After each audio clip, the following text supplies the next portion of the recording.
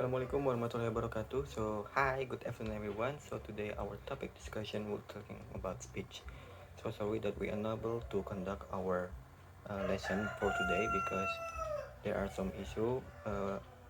Dari PMR itu ada mengadakan suatu acara pelantikan, jadi kita tunda dulu untuk hari ini dan digantikan dengan video pembelajaran. So, we move on to our next main focus. So, about speech. What is speech? Speech in Indonesia mean pidato. Have you ever learned on how to deliver a speech? Maybe in Mapel Bahasa Indonesia kalian sudah belajar sedikit ya tentang public speaking.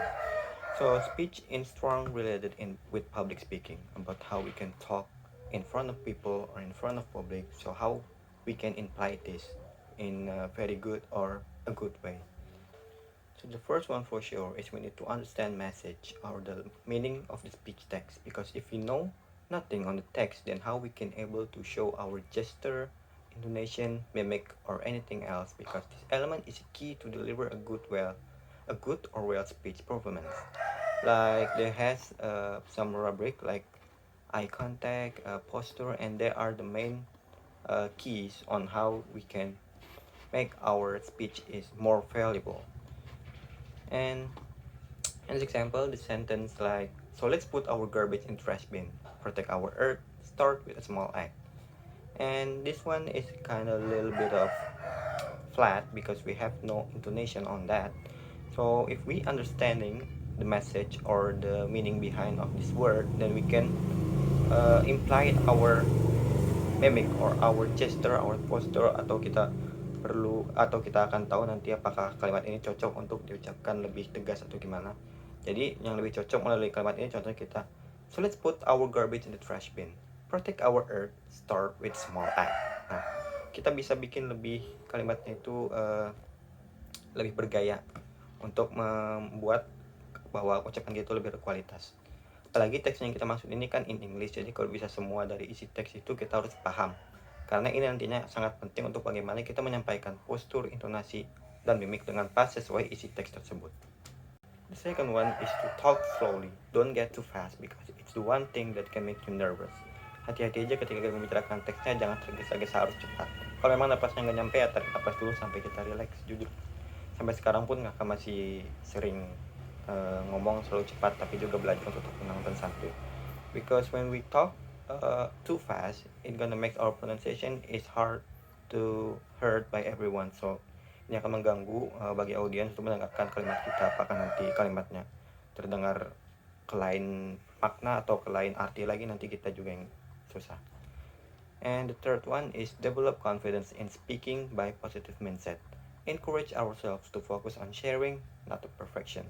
So it doesn't matter that penyampaian kita perfect, salah dikit tidak masalah. Yang penting tujuannya adalah kita sharing, sehingga kalau kalian ada kadang ngeblank atau sedikit lupa mau menyampaikan apa, silakan aja improvisasi dikaitkan mungkin dengan pengalaman kalian, atau kalian ada ingat cerita atau apapun yang berkaitan dengan topik itu. Jadi nggak harus fokus utamanya ke teks. Jadi kalau memang kalian ada lupa-lupa sedikit, improvisasi melalui pengalaman kalian. Contohnya kalimatnya itu adalah, through books we can travel too far off land, solve mystery, or fall in love. Maka jika kalian ada sedikit ngeblank di sini setelah kalimat itu apa yang mau disampaikan, kalian bisa tambahkan dari perspektif kalian sendiri. Contohnya dari pengalaman kalian ketika membaca buku ini, membaca buku itu. Jadi nanti contohnya kita bisa tambahkan, one of the book that make me cry all night is Harry Potter because it really have high emotion at the last chapter. Baru next statement selanjutnya sambil ingat-ingat lagi. Yang penting tidak ada blank, benar-benar kosong. Namun jika benar-benar kosong lagi, silakan kalian cari lagi improvisasi yang cocok berkaitan dengan topik tersebut. Dan poin keempat yaitu engage the audience. Karena ini dalam penilaian speech itu atau dalam rubrik itu cukup penting, karena kalian bisa nambahkan beberapa kalimat yang tujuannya itu berinteraksi dengan audiens atau publik. Contoh, kalian pasti tahu buku The Help kan? Nah, kita bisa sambil tanya-tanya begitu ke audiens untuk menambahkan nilai plus ketika kita ngomong di depan umum. Dan sambil kita ajak audiens agar mereka pay attention to our delivery meaning. So here's I got a rubric for speech. They has the topic like audience, posture and eye contact, word choice, content, use of time and confidence, and the last one is source. So that's like what I already explained before, that we need to engage the audience, is relate with the topic audience, and posture and eye contact, like the key elements on how we can deliver our speech very good or well. And the third one is word choice, like we use some of the word that make our uh, speaking is not too much more like AI, so we can make it natural as we can. And content, yeah, the message we deliver on speech. And the use of time, nah untuk the use of time ini kalian bisa sesuaikan waktunya. Jika di nantinya di suatu lomba atau kalian nanti mengikuti lomba, itu ada namanya use of time. Nanti ditentukan apakah dalam penyampaian speech itu berapa menit waktunya.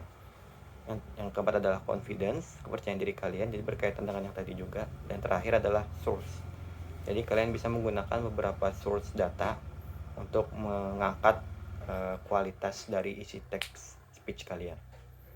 Jadi mungkin itu saja yang dapat bisa saya sampaikan terkait materi kita hari ini untuk English Plus. Jadi kita sebentar aja ya, nanti kalian tugasnya adalah kirimkan satu video speech kalian, nanti kakak berikan teksnya, kalian tinggal baca sesuai performa kalian awal-awal aja. Kalau memang kalian belum bisa ya silahkan belajar aja dulu.